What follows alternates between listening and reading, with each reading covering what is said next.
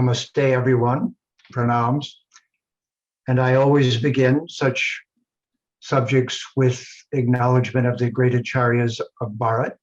So Guru Brahma, Guru Vishnu, Guru Devo Maheshwara, Guru Sakshat Parabrahma, Tasmai Shri Gurave Namaha. Whatever I have learned and practiced throughout now most of my life has come from these great Acharyas as the historical legacy of Bharat. And I'm convinced that the culture of Bharat is undergoing a renaissance right now and waking up on a global basis as a part of a divine plan for the knowledge to become available to everyone. We certainly live in difficult times. So, thank you, Shema. I'm honored to be here with VaYU University today. VaYU is a remarkable flower-growing tree in the midst of that renaissance. It is certainly in the spirit of Vivekananda and setting a standard for the presentation of Vedic knowledge throughout the world. So it's my pleasure to be here. The discussion for today is based upon what we did to create another translation of the Bhagavad Gita. You could easily ask, why would we do that? And the answer is not, as you would suppose, because the great Acharyas who've done it so far did not have the understanding to do it. Of course they did. And there are hundreds and very many beautifully intended translations, but there has been a problem that colonization has essentially used English as a force for suppressing the Vedic culture. And as a result, there are many English and many of those Christian and other words that were never appropriate to be used in a translation of the Vedic knowledge, but were part of the process of colonization, you could say. So the particular contribution that I have brought forward at this time began with helping my guru in 1970 to translate the Bhagavad Purana into English. It took a while for me to get to the very root of the problem. And the problem is that the English usage is all about everyday usage. It's not scholarly. And as a result, it doesn't lead back to the roots of the words. So I'll begin by telling you the meaning of a word that everyone presumes that they know. Try this by asking anyone, what is the meaning of the word God? And they'll pause for a moment. They will not give you the dictionary definition. They will give you their idea. Now, technically, if I say, what is the meaning of a word? You should turn to a dictionary. And if you do, there are two kinds you could turn to. Usage dictionary, and that would tell you how the word is used every day. And etymological dictionary, and that would tell you how the word comes from a particular other set of words that are its origin. So it would show you the original meaning and then the movement of that, perhaps from Greek to Latin to Romance languages and to English, because English is a baby, a young language, and still a chaotic language because it was formed from bringing together so many different languages, and it's very irregular and very inconsistent. So this is a secret that everyone now needs to understand. Etymological dictionaries should take you back all the way to Sanskrit. They should go English, perhaps French, perhaps Latin, perhaps Greek, and finally, they should lead you back to the Sanskrit for all of the significant words that are meaning words that came through Greek and Latin. But we don't have much time, so I'm just going to give you one word, and I did. It's God. So think for a moment what your answer would be if I say, what is the meaning of the Christian word God? Is it the same as Bhagavan? Is it the same as Vishnu? Is it the same as Ishvara? Is it the same as Paramapurusha? Is it the same as Yogeshvara? Are those the same? So now I'm going to tell you the Sanskrit meaning of the word God. You know the verses, chapter 4, verse 24, chapter 9, verse 16, chapter 11, verse 19, and chapter 17, verse 23 of the Bhagavad Gita. But the verse I bet you'll know is Brahmarpanam, Brahma Agna, Brahma Hutam. The word is Hutam. Hutam is the smoke that arises from the Agnihotra Yajna when the offering is placed into the mouth of Agni as the fire, and the smoke arises. So the offering and its smoke is called in Sanskritam Hutam. In German, that became Gutam. In Dutch, it became Gut. And in English, it became God. So now think about it for a moment. The Christian religion has colonized the whole world in the name of God, in the name of Jesus, Yeshu, Isha, in the name of two names that both are rooted directly in Sanskrit. But in the name of God, they have gone out and claimed ownership of the whole planet, and that's called colonization. Catholic Church put that in motion a little before Columbus went out. It's called discovery. Well, what I want you to think about for a moment is then, does Hutam mean exactly the same thing as Bhagavan? Tonight, we're going to use the Bhagavad Gita as our example. So almost every translation of the Bhagavad Gita into English uses two toxic words, God and Lord. So I'll tell you the meaning of Lord also.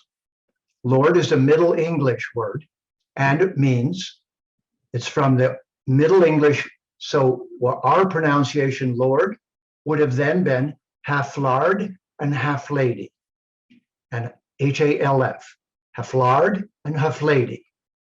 And the half lady baked bread to give to the peasants who were enslaved and working on the land.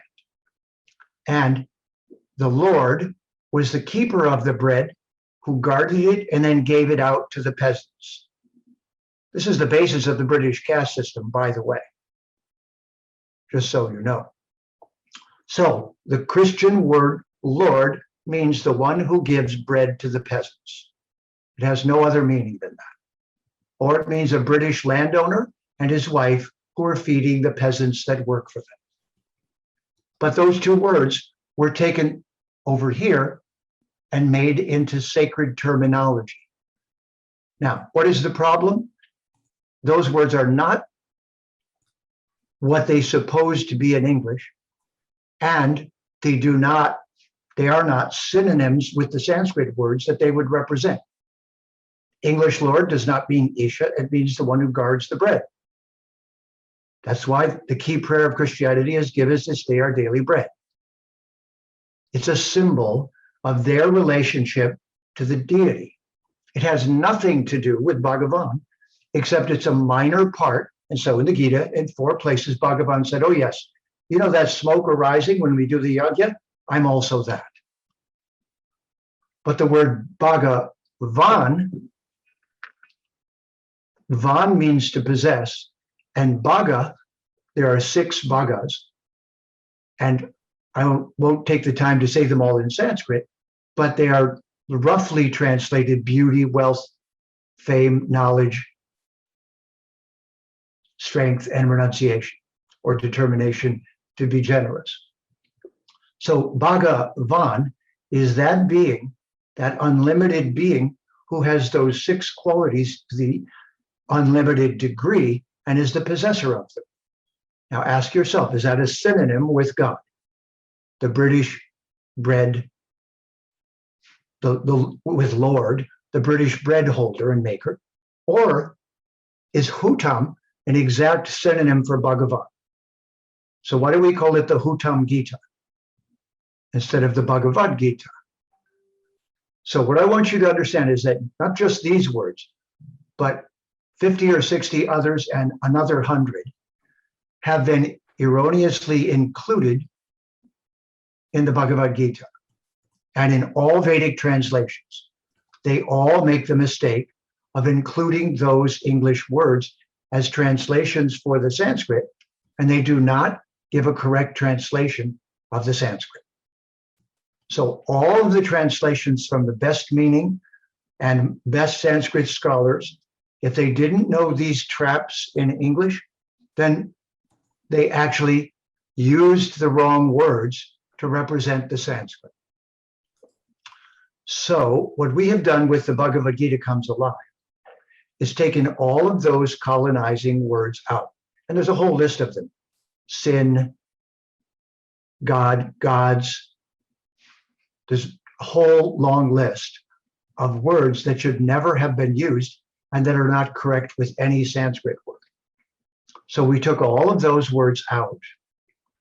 And then we left about 100 Sanskrit words in. So this is the next thing.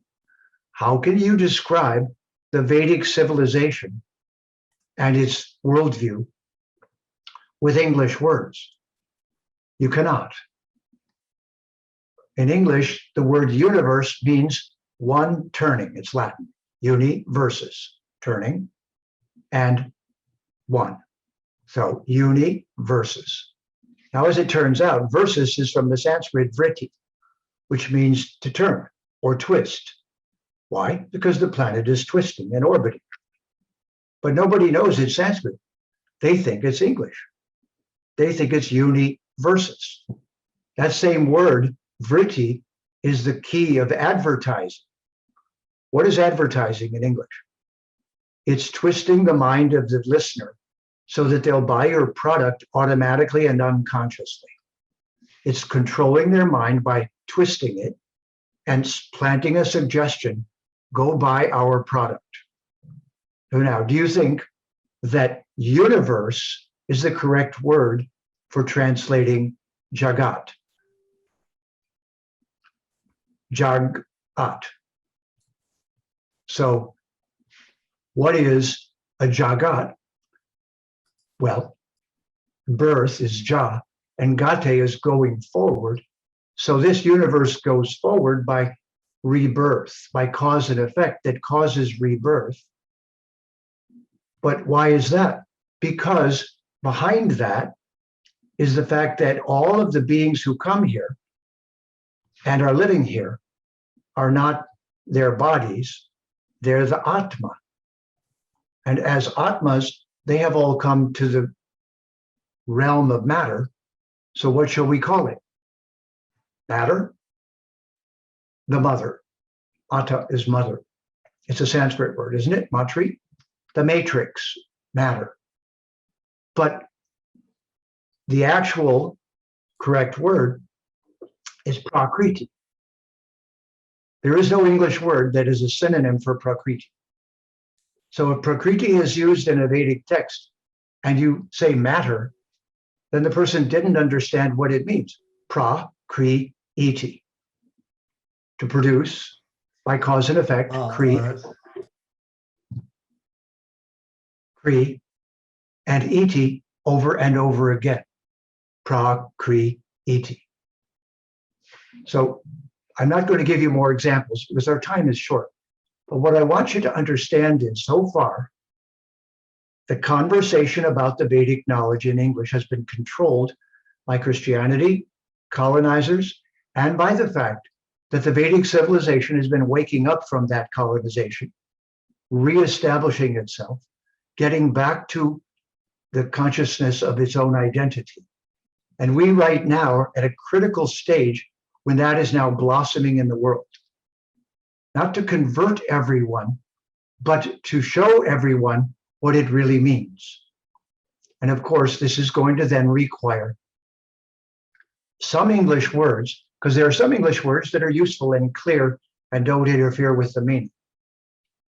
And finally, anyone who wants to understand the Vedic culture has to learn 100 or 200 or 300 scientific Sanskrit words. And this is because the Sanskrit language is the most scientific language and is the predecessor of Latin and Greek, and therefore most of the European language. Russia is Rishi, originally Sanskrit. Scandinavia is Skanda, son of Shiva and Durga. Ireland is Aryan. We know what Aryan means, that it isn't what Hitler said.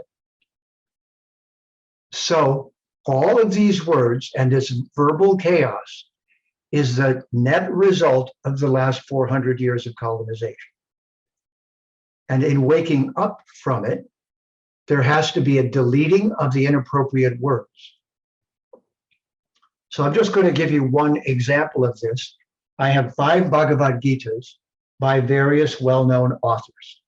And I'm just going to look at one verse, and the verse is chapter 11, verse 31. This Gita is by A.C. Bhaktivedanta Swami.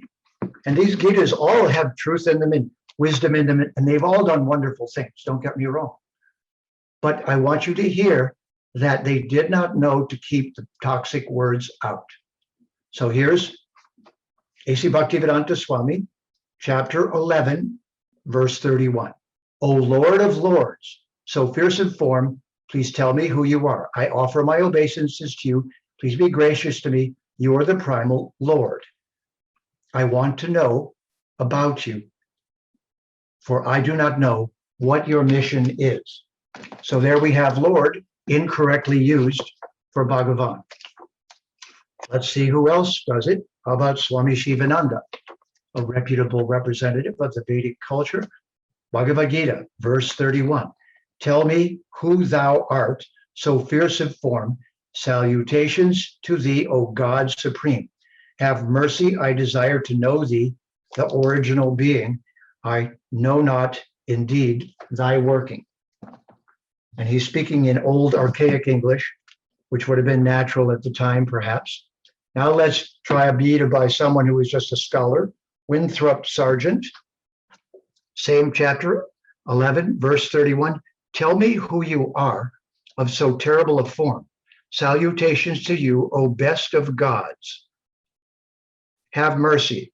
I wish to understand you, primal one. Indeed, I do not comprehend what you are doing. Now, it isn't that they've gotten everything wrong. It's that as soon as they say God, they distort the meaning and the message and the takeaway. And they give permission to the reader to use the word God instead of Bhagavan. Here's one more. It's the Gita Press, Bhagavad Gita, chapter 11, verse 31. Tell me who you are with a form so terrible. My obeisance to you, O best of gods. Be kind to me. I wish to know you, the primal being, in particular, for I know not your purpose. One more time. Gods or Lord. None of those words should ever be used in a Sanskrit text. There is no proper place for them at all. And now, very scholarly Bhagavad Gita by Swami Gambhirananda, Madhusudan Saraswati, with a annotation. And here it is, verse 31, chapter 11. Tell me who you are of such cruel form. Salutations to you, O Supreme God. Be gracious, I desire to know you who are the primal one, because I do not understand your actions. So there, every one of them and every other Gita that I've read makes that mistake in multiple places throughout the Gita. And there are at least 70 or so English words that should never appear in a Vedic text. And when you finally understand this, then you say, oh, I see. We haven't been representing ourselves on our terms, but on the terms of the colonizers. And simply put, that's it. And that is why it's so difficult for members of the Vedic community to talk about themselves in English, because they're still stumbling and struggling with improper English, and they don't think they have permission, nor do they know how to exactly translate the Sanskrit words into English that doesn't cause a confusion and a chaos. So I believe that the Bhagavad Gita comes alive is simply the first step in this process. Now let's read that same verse from the Bhagavad Gita comes alive. Chapter 11, verse 31. O Supreme Being among the Devas, I bow before you. Prasida, please be kind and merciful unto me. Your terrible cosmic form is very painful to look at and appears to be destructive. Please tell me who you are, O Bhavantam Adya, greatest primal being. Please explain your purpose. Which of the ones I read before was sincere? All of them, as far as I could tell. And learn it indeed, more than I.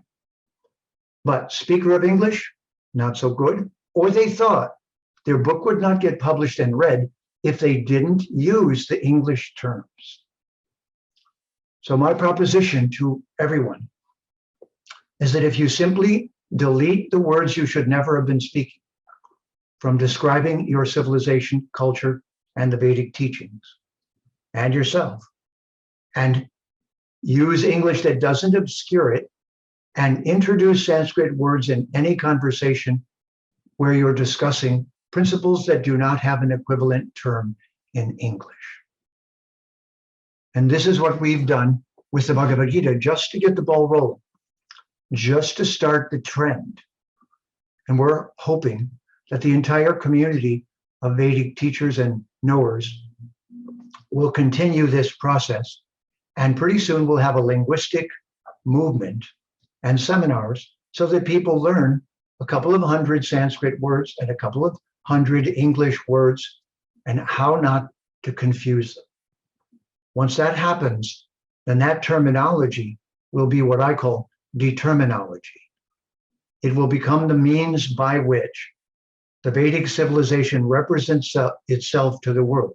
And in fact, you could say that right now, the Vedic culture simply has bad PR because that was what it was given by Oxford.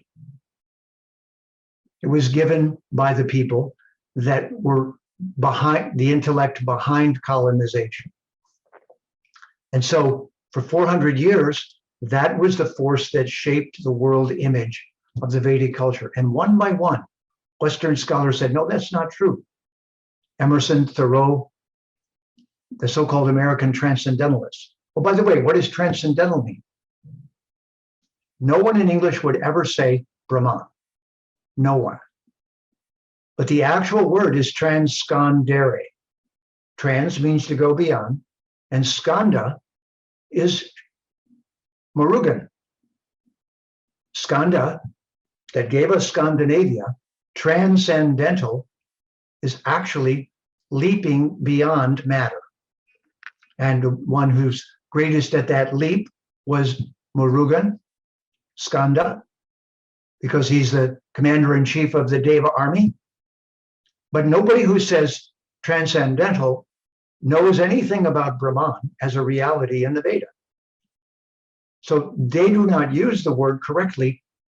And if you say the Vedas is a transcendental philosophy, no one really learns anything. They do not know what you meant. Another easy one is spiritual. If somebody is not religious in Western civilization, they'll tell you they're spiritual unless they're an atheist or a scientist who doesn't want identification. Those are the three groups right now. Scientists don't care about religion. Religionists promoting my religion, blind faith, Christianity. And spiritual. Spiritus is a Greek word and it means to breathe. When someone tells me they're spiritual, I say, I'm glad you're breathing. But I have no idea, or very little, what you're saying your viewpoint is. Tell me your viewpoint. I'm spiritual. But that only means you're breathing. So how did that come about? Spiritus, well, that's the Greek. Now, so why would someone, if they're not religious, say that they're spiritual, that they breathe?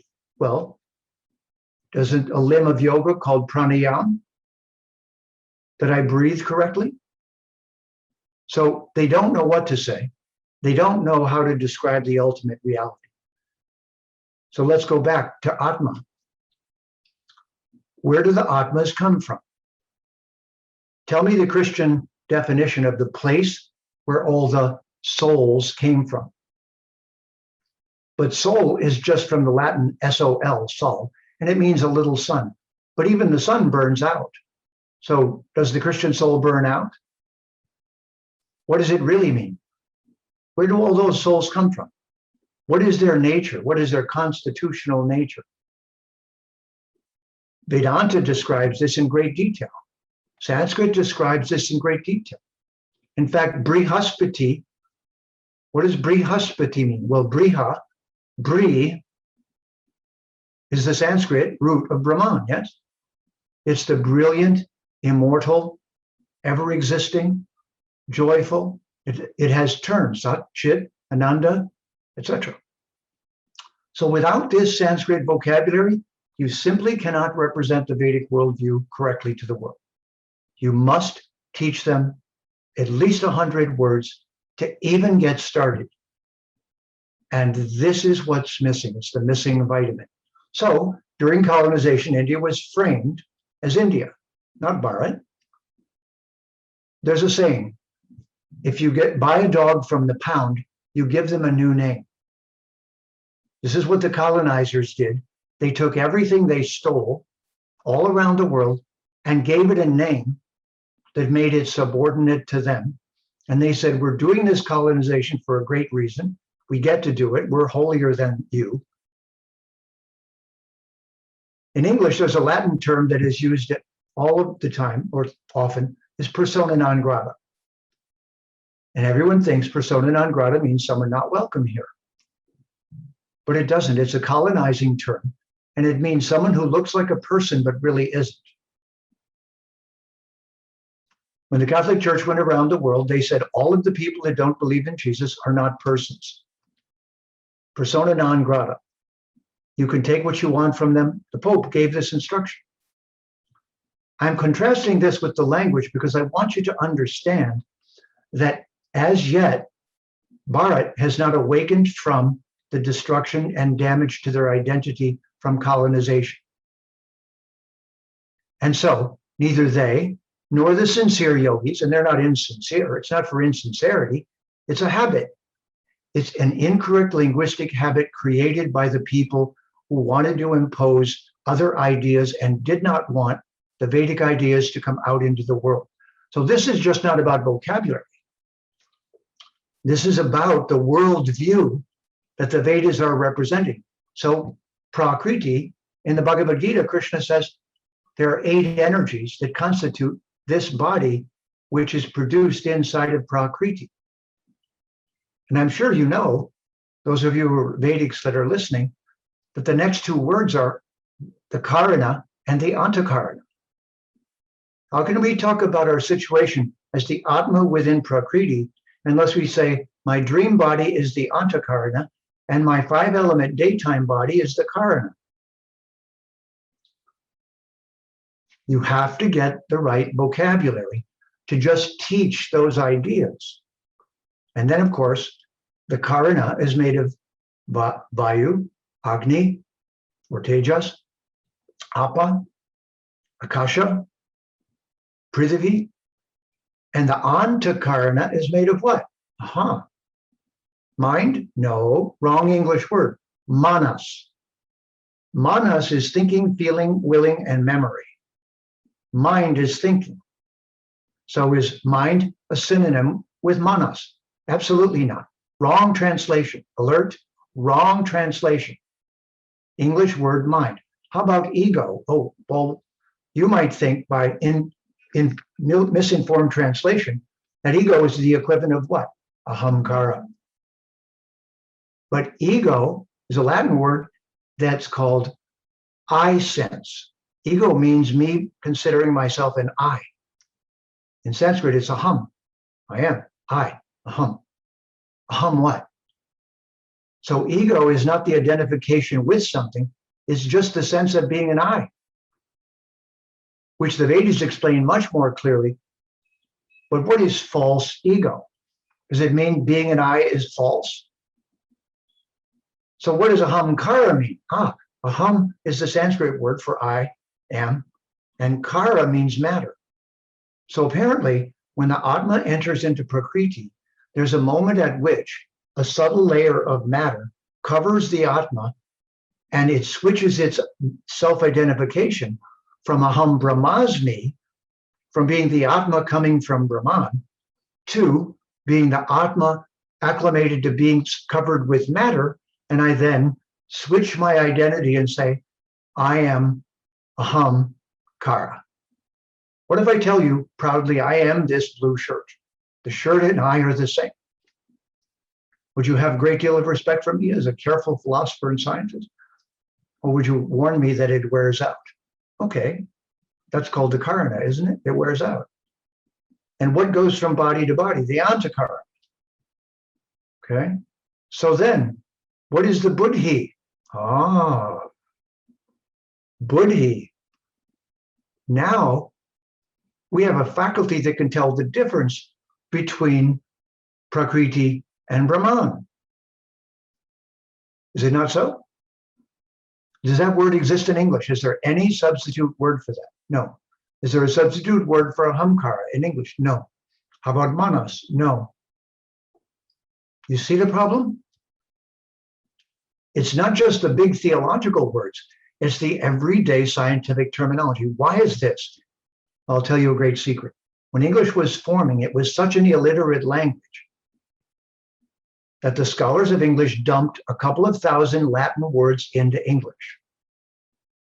And if it wasn't for those Latin words, there would be no science in English. It was too illiterate a language to be scientific. This muscle, my forearm, is called the extensor digitorum profundus. There is no other word in English that will do. You can call it your forearm, but that's not scientific. That's Latin, extensor digitorum profundus.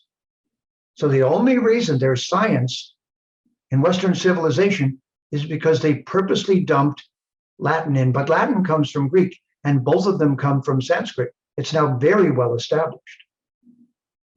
So why then don't we, the Sanskrit Vedic community, begin using our scientific language in everyday discourse? Tell me why. Tell me why no one ever did that in my university. Tell me why no one ever did that in my life except my guru. But even my gurus, plural, made the linguistic mistake of using colonizing words. Why? The time for this wasn't ready. So my question to you, are you really ready to explain the Vedic worldview? If so, then if you don't do a linguistic overhaul, you will again fail. Not because you're not learned, not because you don't know Sanskrit, not because you're not practicing, but you don't see the problem. And strategically, this is why Narendra Modi, the first true Vedic Dharmic leader in Bharat for 1,000 years, hasn't been able to rebrand Bharat because it's a linguistic problem. Not because he doesn't want to, of course he does. Not because millions of sincere people don't want to, but because their language is a habit. So once again, etymological dictionary, usage dictionary. The usage dictionary will not help you solve this problem. And this really is something that needs to be pursued at the university level with teams of scholars. And the last part of this is that there are thousands of Sanskrit words that come directly from Sanskrit. I'm just going to tell you two. The word Veda gives us the word video in English. When you watch a movie, that video is directly named after the Sanskrit Veda, which means to see. It means a lot more than that. But it's one of its primary meanings is to give a vision or darshan to someone. Is it not so? And isn't a rishi someone who saw it and is seeing it still? Means they chant the mantras and see what the mantras are actually showing. So this concept of directly seeing video was taken by English and made into the word movie, video. But here's a secret. In Latin, it became fides because F and V are interchangeable. They're both fricatives from the lips, labial fricatives. So Veda became fide, fide became faith in English. Now, I'll ask you, Is the Vedic culture blind faith culture? Or is it a scientific culture? Does it have an illiterate language with no words to be scientific? English, before Latin was dumped. Or is it the mother of Greek and Latin, and it knows way, way more? All right, so what is a student? Oh, it's a stuti anta. Stuti anta, someone who is being shown the destination and the ultimate goal of learning. Stuti anta. Oh, got it. So now, what is a federal government? I bet you don't see this one coming. The word V of Veda became phi, fides, so fed is from faith. Federal government in English is the government you put your faith in, blind faith. But it's originally a Vedaral government. It's from the Veda. The word federal that's everywhere in North America, especially in the US, is a Sanskrit word and nobody knows. No one from India is pointing it out, and no English speakers know it. And now, Shuma, this is just a taste, but I'm going to pass it back to you now so that we have time for Q&A. Yeah. Thank you, Mr. everyone. Armstrong. The deep philosophies in Bhagavad Gita has been illustrated both in your book and in your fascinating talk today. Now we will move on to the Q&A sessions. This question is for Mr. Armstrong. We have multiple translation and interpretations of the Bhagavad Gita by many scholars over hundreds of years. What motivated you to take up this project, and why now?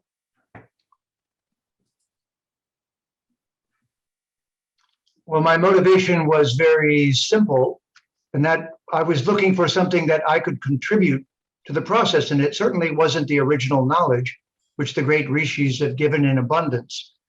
So when I really examined the situation, I saw that it was a renaissance in the making, and that the language is the basis of a renaissance. So I knew that I could contribute that because I'm an upper level language user in English, the same way some of the Sanskrit practitioners and pundits, my teacher of Sanskritam was top of the class. I mean, you could say a Sanskrit verse and he'd tell you which of Panini's grammatical laws applied to it, of the 4,000 rules. That's a pundit. I'm not a pundit like that.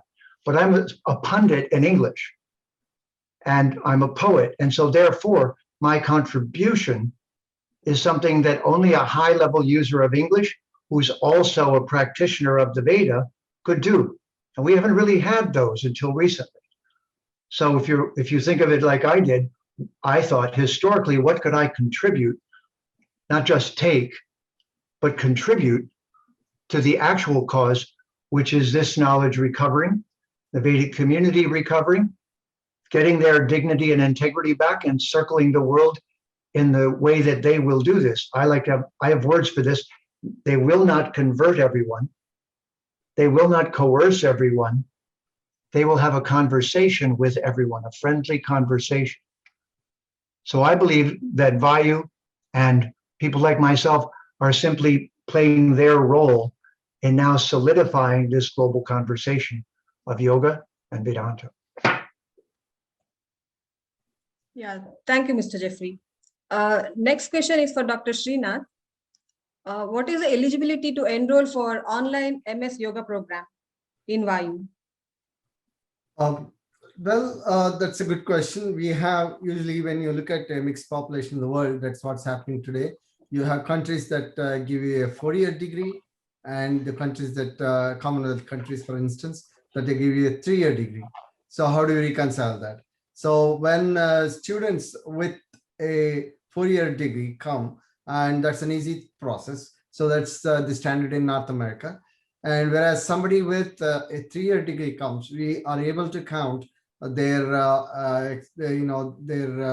work experience, be it voluntary or be it at a gainfully employed status. So the 3 years of the degree plus 3 years of work experience will qualify you as though you are a 4-year degree, and we can admit those students also. Literally any discipline would hold good, because you really, whatever that you need to specialize in, the 3 specializations, we are going to teach you. We're going to teach you start you with Sanskritam, okay, so that you understand the basic words and you're comfortable with. As Jeffrey pointed out, that is very important, because there are certain non-translatable words and simply don't exist in the English language, okay? And so that's where we start you. We teach you from ancient yoga texts as far as back as 5,000 years, and then as recently as last 100 years, number of texts have come out, and we are teaching you this whole spectrum of things. Plus, we are going to teach you about yoga therapy, and we allow you to become specialists in one of them. Thank you, Dr. Srinath. Next question is for Mr. Armstrong. Why does the whole world pronounce river Ganga as Ganges, including Indians? Well, for the same reason that I didn't put the Devanagari in the Gita, I put the transliteration. One of the problems is you can't teach Sanskrit and the knowledge at the same time. It's too much until the person's a committed student. Of course, once they are, then they'll be hungry to learn both at the same time. So it's the same problem that I was talking about. And to give you an example, Dr. Srinath,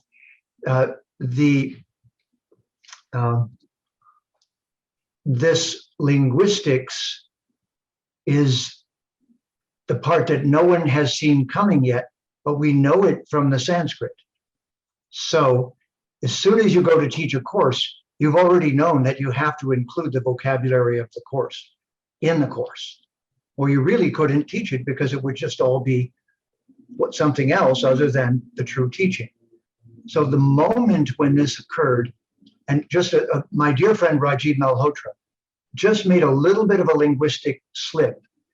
And if I may point this out to everyone, because I love his work so much. He's so brave and so bold and so brilliant.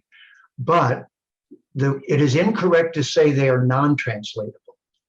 Translation means translatio, means to carry across. The question is not, will you carry all the meaning across? The question is, how much meaning will you carry across? Okay, so all words are translatable, but they're not, and here's the word to use, equivalent. So there is no equivalent word for Prakriti in English. It can be translated into English with varying degrees of accuracy, but there is no English equivalent. So that's where Rajiv, he's a scientist, but not a linguist completely. He had a very great scholar helping him, but that scholar, again, was a Sanskritist, but not a perfected English speaker. And he's a brilliant Sanskritist and knower of the Veda, the scholar that helped Rajiv with that book. But again, his English is not at a sophisticated enough level to cure all the problems. So don't say non-translatable. Say there are no English words that are equivalent, that mean the same thing. A small percentage of meaning is not acceptable.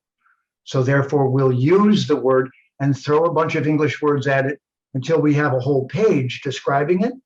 And now the words different, the Sanskrit words facets will show up. That's what you do to create that carrying across a little bit at a time.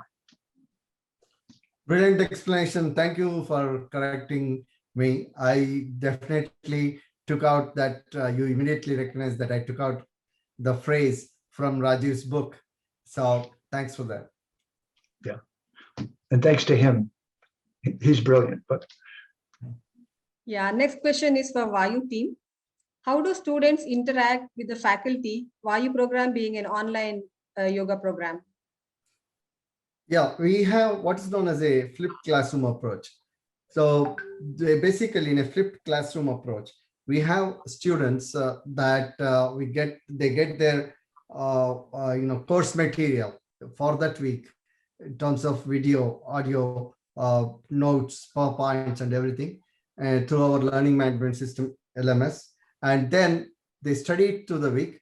In the weekend, we have each faculty from each course, actually a group of faculty from each course would have a direct Q&A interaction with the students. And this will be a kind of any student can ask any question and receive answers and engage in a meaningful dialogue to explore the topic further, understand it better. So this flipped classroom approach is very good for a diligent student. They will be able to refer to this material in advance, learn it. We have adult learners in these courses, and they'll be able to also get the benefit of in-classroom experience.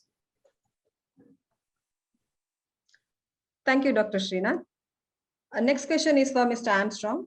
This question is from Lakshmi Vedantam. Thank you very much for your insightful and enlightening presentation. Is the word Veda part of English dictionary? If not, how to get it included? Many non-Indians pronounce her last name because Lakshmi Vedantam is the name. So, Well, Lakshmi, the answer is, again, in the usage dictionaries, no, not really. But in etymological dictionaries, and I'll make a distinction for you here. Remember, Oxford was the brains behind colonizing Bharat. So the Oxford Etymological Dictionary only goes back to the Greek. They refuse to go back to the Sanskrit. And so there are certain specific etymological dictionaries that didn't have the prejudice or weren't manipulating language to obscure the greatness of India. I really want everyone to understand this, that the greatness, the irrefutable greatness of Bharat is Sanskrit. It is the most scientific language on our planet, no holds barred. And there's a library of knowledge written in it. And this is the strong, irrefutable proof of the brilliance of the Vedic civilization. And everyone wants to argue with it politically instead of actually getting that.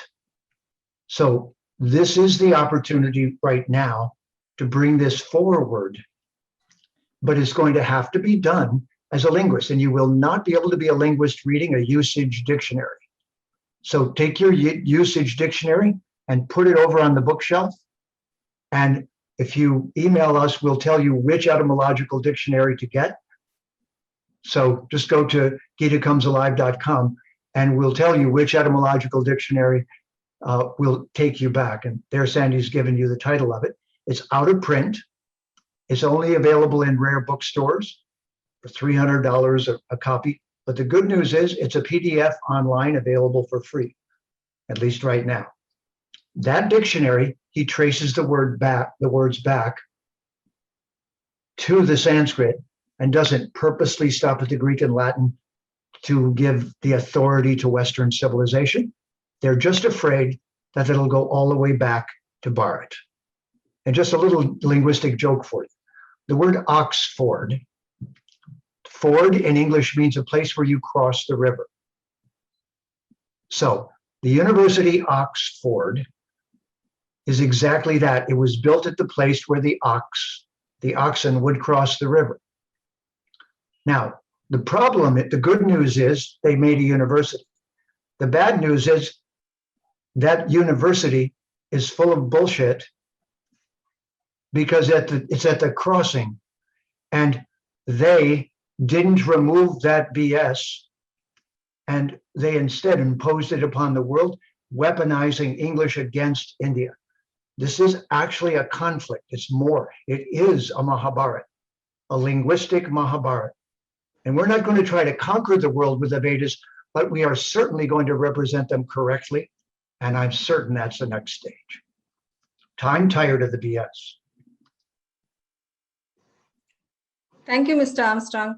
Along with this answer, you have answered a couple of other questions as well. Okay, next question to VaYU team. How many hours to be dedicated to complete one semester in yoga program, VaYU yoga program? It varies from semester to semester. And actually, I'm going to invite Dr. Murali, who is our Vice President of Curriculum Development, to also join me in answering this question. And it varies from semester to semester. Generally, the thumb rule is for every course, that you take, or every credit that you take, this is a semester credit. The semester is 16 weeks long. And for that, for every credit, you need to spend 3 to 4 hours, depending on the background you already have with it. For example, we have a course called Research Methodology, very unique course, in which we are going to ensure that all our 3 streams are going to take the course. It's a core course, so that they'll be able to pick up any journal article from Lancet or JAMA or any of the professional journals and be able to read it. Okay, especially from the point of view of yoga. Okay, because that is very important for us, that our graduates have this vast variety of knowledge to be able to become a researcher, yoga researcher at any point that they wish. Otherwise, professionally, you can become either a yoga philosopher and or a yoga therapist. Okay, but this what it means is, for let us say you have 9 credits in the first semester, then you would probably spend about 27 hours per week are doing that. Pretty much is like a half-time thing. But you have to be careful, because this is given, all this material weekly is given to you. On Mondays, you need to spread your work and you need to have the discipline. So as an adult learner, if you make up your mind that yes, it takes that much amount of time, but your knowledge increases exponentially. Professor Murli, can you just add to that? Yeah, thank you, Dr. Srinath. The main point is, there are some courses that you will spend a lot more time, and some that you'll spend a lot less time. If you have a good mathematics background, you will cruise through research methodology. If you don't, you will stumble on it a little bit. If you already know Sanskrit, then Introduction to Sanskritam would be an easy course for you. But plan on having, VaYU is distinguished by the fact that it has a diverse curriculum. One of the things that Mr. Armstrong said, which particularly resonates with the mission of VaYU, he said that, what if a Pandit in English and a practicing Vedicist ended up looking at the Bhagavad Gita? What would he be offended by, and what would he do about it? Which is what Mr. Armstrong proceeded to do. We asked ourselves the question, what if a scientist was well-versed in the practices of yoga? How would he or she end up posing research questions? And what if a Sanskritist looked at the philosophy of yoga, and then how would he or she interpret the Anubhava component of the philosophy, and so on? So expect a diverse curriculum. Whatever your background is, expect to be familiar with some parts and expect to be challenged by the other parts, because that's at the core of the fundamental value proposition of VaYU. Now, much of that is neither here or there for the specific answer, so let me try and be relatively specific. Averaged over the course of your 4 semesters, expect to spend many weeknights studying and at least 1 day of the weekend dedicated to this. That's probably what it would take. But what you get out of it is something very, very profound. Thank you, Dr. Murli. Next question is from Mr. Armstrong. Are there online resources which provide etymological details of English words, which you can suggest for a beginner in this field? Actually, Kusuma, that question has been answered by Sandy. She has put it in the chat. Okay. Oh, okay. Correct. Yeah. Next question is,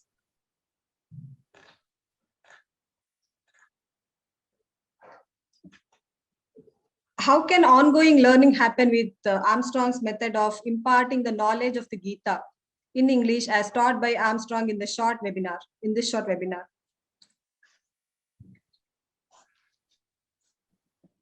You might say I've just sounded the alarm. And we've put out the proof of principle. And so if I were to say to you very simply, if yoga is being taught, then there are 2 books that I would make mandatory for every person that calls himself a yogi. And that would be the Yoga Sutras of Patanjali with a correct translation that's not misleading, again, in the way it's translated into English, and the Bhagavad Gita. No one should call themselves a student of yoga unless they have those 2 books, one in each hand. And then, of course, gurus giving them the appropriate information that they need that illuminate those texts, and there's no substitution for that. But the text works together with the guru, And therefore, this is the next step. I am hoping that I will take that step with institutions like VaYU. I'm so impressed by what you're doing and by your curriculum and by the quality of people that you have. So I believe that right now, this is just the darkest moment in COVID. When it came out, I said, okay, COVID-19, but the medicine is Vedavid 108. The medicine is the right lifestyle, the right knowledge, the right mind-body connection. The vidya will make you an individual. And without that vidya, there is no meaning to individual. You're just a number on a good day. So this is a revolution, but it's a loving, peaceful, but very intelligent revolution. And I'm proud to be a part of it. And this, to me, I'm proud to be a part of this conference because this shows that it is blossoming. That lotus is blossoming around the world. Yeah, next question is for VaYU team. This question is by Shanti Eribindi. The sessions with the teachers in the master program, what is the time and duration of these sessions? Because she is working some weekends and need to know before they could commit for the study. Yeah, I think each course every weekend that you take, you'll have faculty student interaction, which is not mandatory, which is recorded and available to you for 90 minutes. So 90 minutes of the questions that you have sent to the faculty earlier are going to be discussed, plus in-session questions will be discussed, because once they answer, maybe ask the next question pertaining to it. So we dedicate 90 minutes per subject per weekend.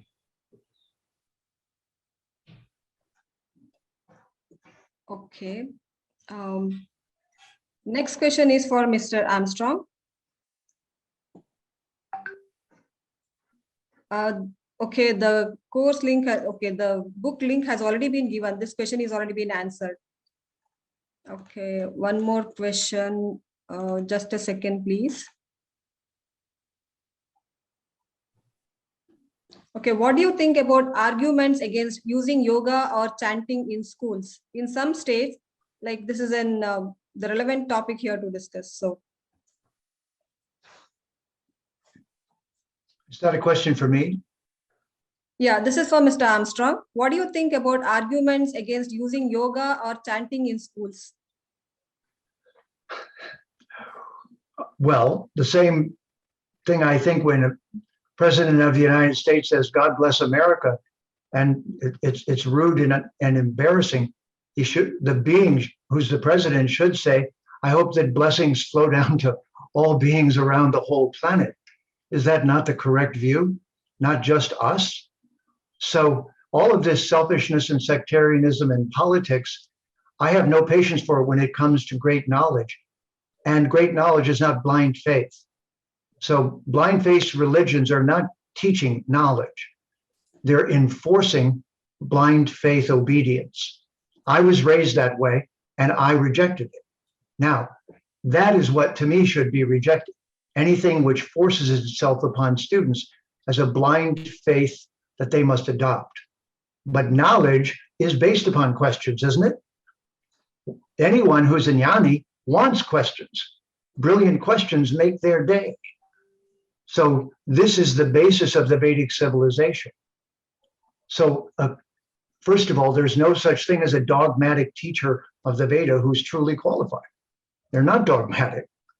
And secondly, it should be taught as available for any who want to learn it.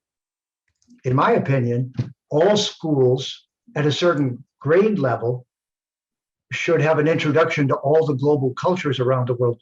So we stop asking the deity to bless just one, and we start learning how to talk to everyone with love and respect. I think we've got to go past. Sorry, please go ahead.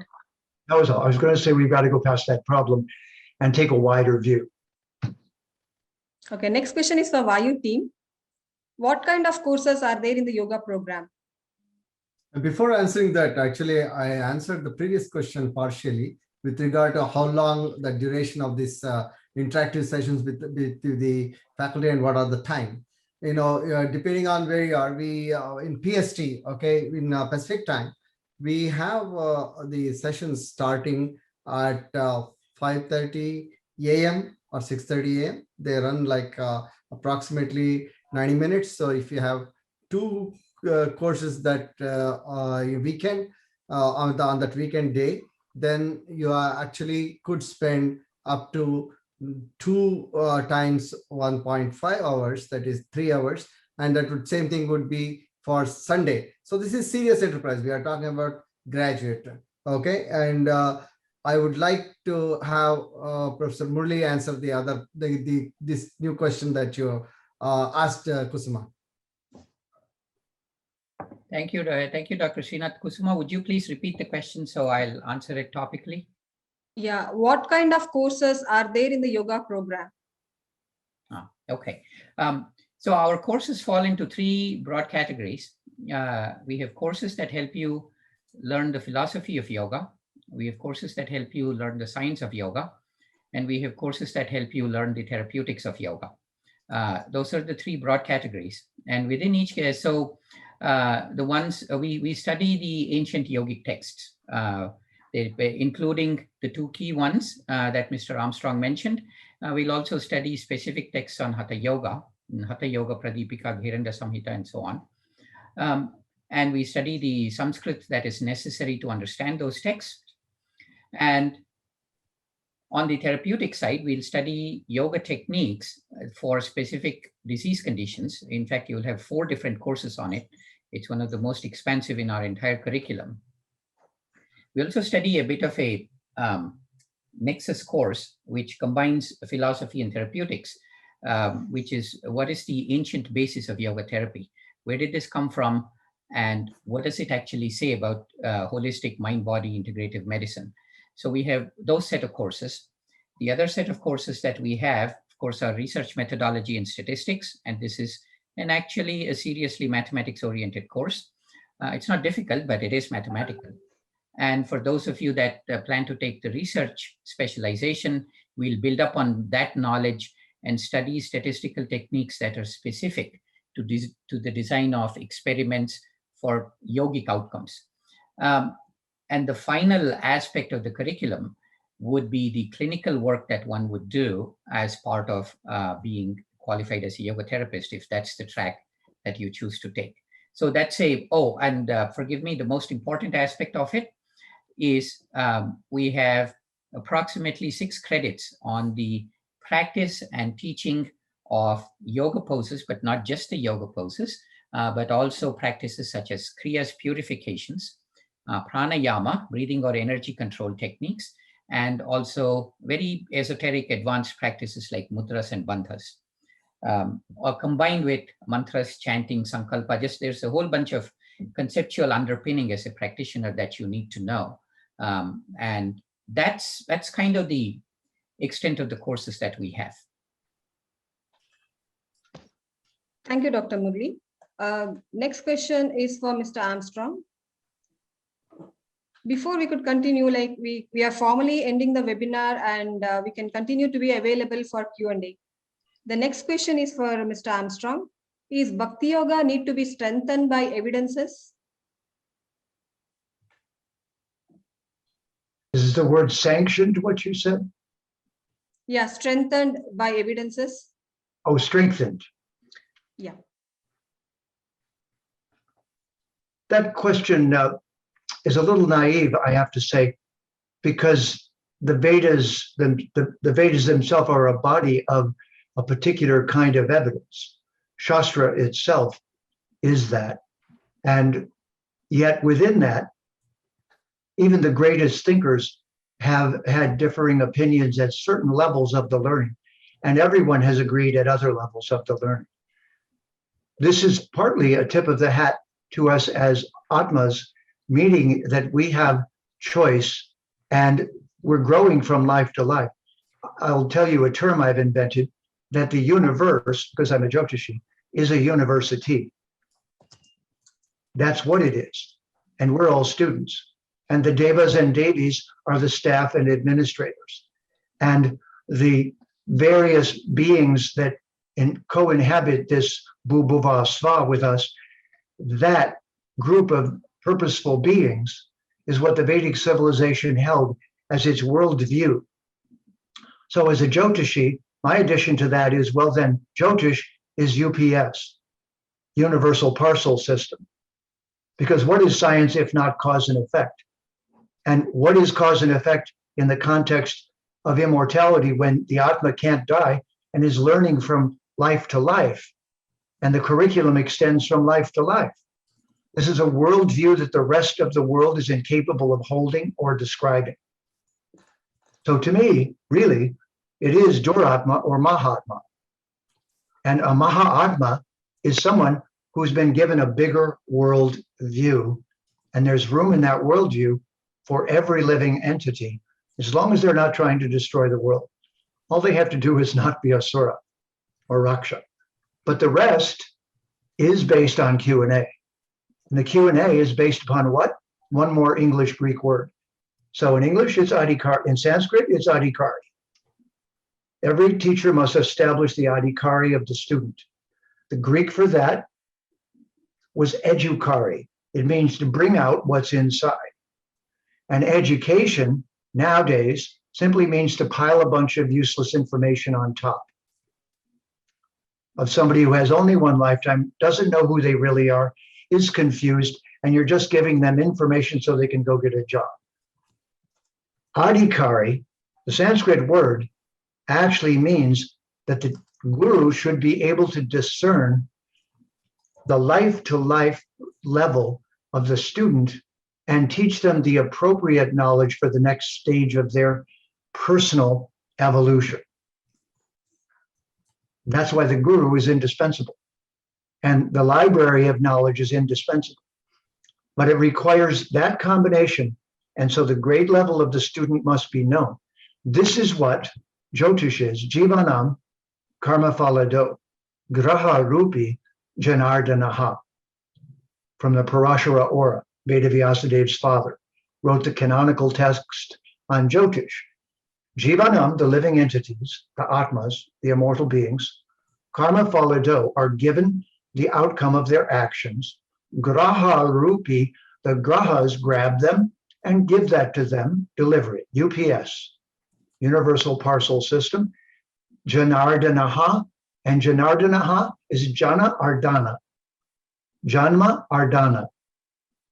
The arduous journey from life to life, going up through the grade levels of the ultimate university, is what the Vedas are teaching as our worldview. Just like VaYU. VaYU now represents that worldview as a learning institute. We haven't seen this in the Western civilizations. It's truly historic. And it is the questions and the right answers that will change everything in the most wonderful way. Thank you, Mr. Armstrong.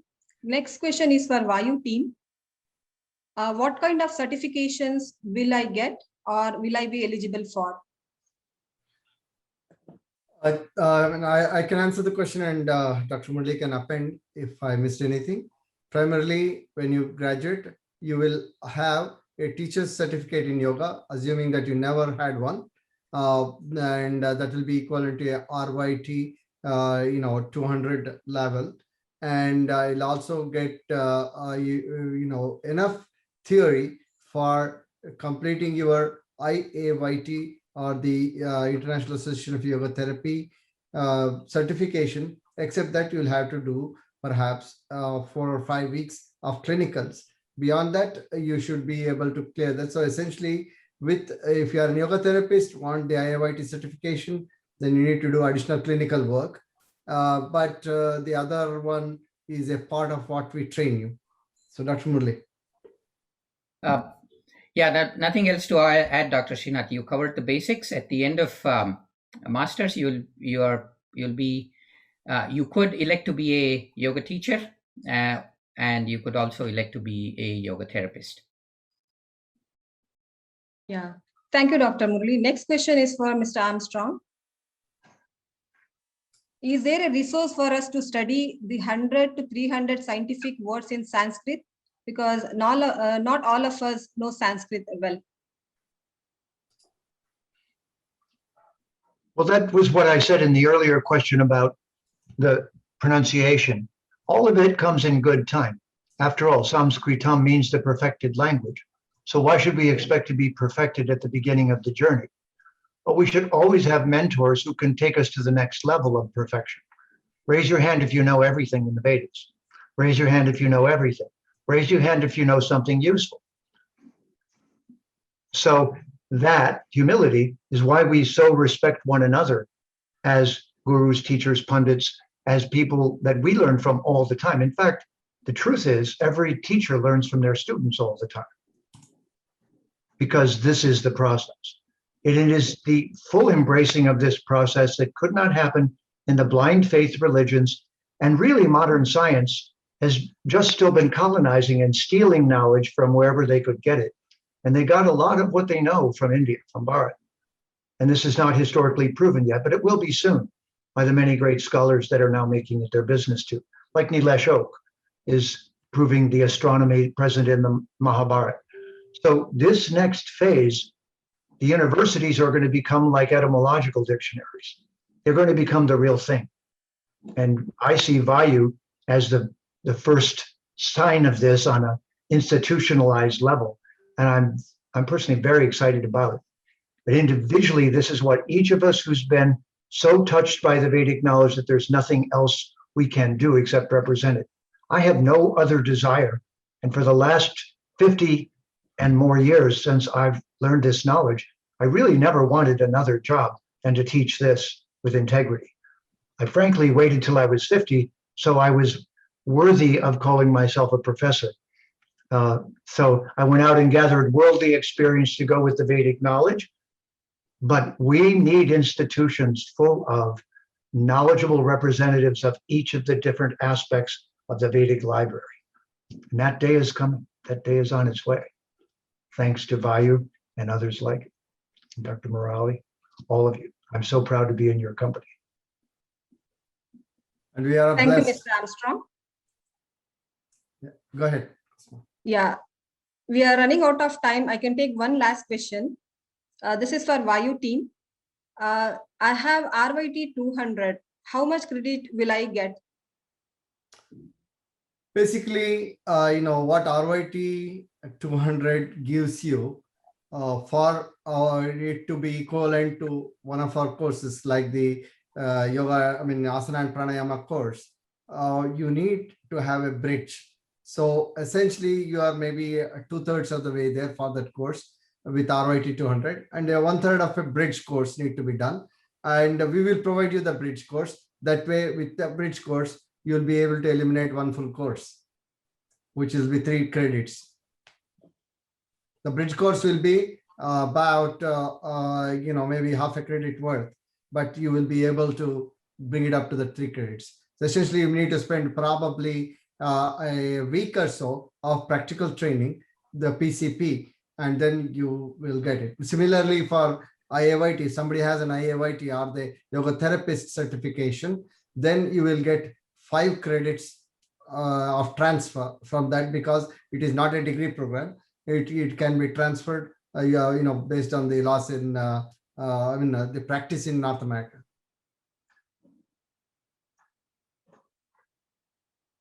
Thank you, Dr. Sri Srinath. Thank you, Mr. Jeffrey Armstrong, for this amazing talk. It is a challenge to cover such an extensive topic. Secondly, as usual, we wish we had more time. Admissions for the online Master of Science in Yoga has started. Our fall term begins from August 23rd, 2021. Our application deadline is on August 1st, 2021. And we can stay around for any questions on VaYU related questions. Here is one more question from, just a sec.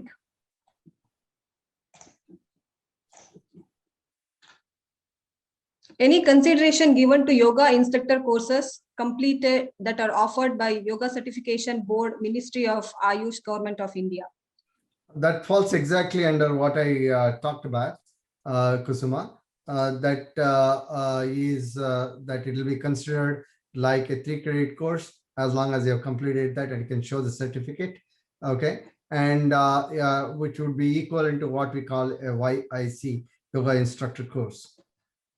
That you'll get 3 credits transfer, which means that you save about $1,800 right there.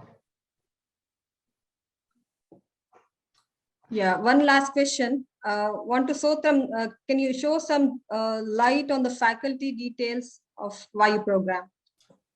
Yeah, I mean, this is, I think, now past our seminar. So we just want to ensure that, in light of it, the seminar is officially over, but we are here to answer all the questions that are possible so that we can answer. So if I can share my screen again, I'll be able to share the information about our faculty with you. Just 1 second. Let me open up. And this all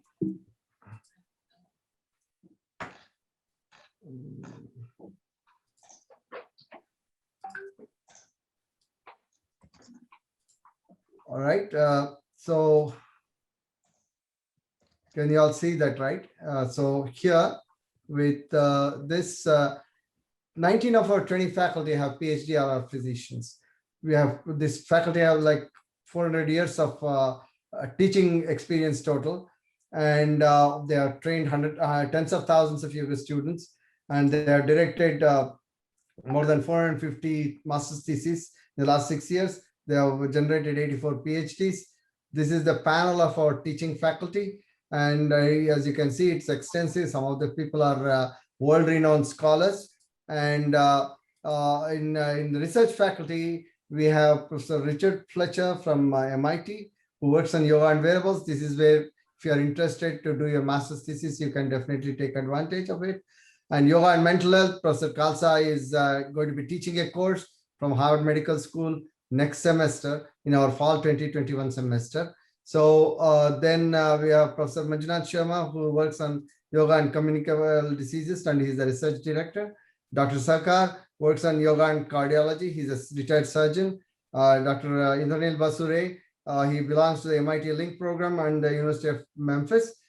He works on meditation, yoga, and cardiology.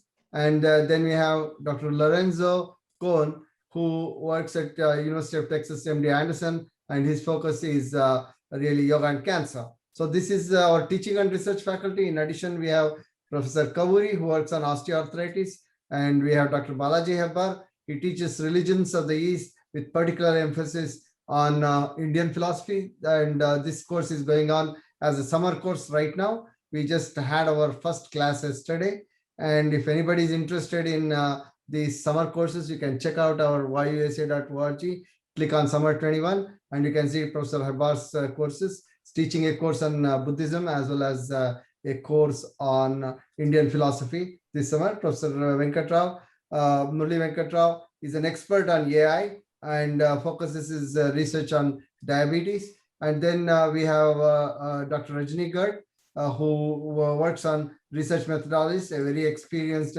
senior faculty. So this kind of gives you an idea of the quality of our, the faculties. Okay. Yeah, hope we have answered all the questions. If you need more information on online MS Yoga program, please send an email to apply@vyusa.org. And we have come to an end of this webinar. Thank you all for joining. See you all next week, same time. Kusuma, Jeffrey has something to say. Yeah, please. I was just going to say, I would like to stay all night, but I have another engagement. But you're ending now, so the timing is perfect. Namaste. Thank you, everybody, for joining. Pranam. Thank you all.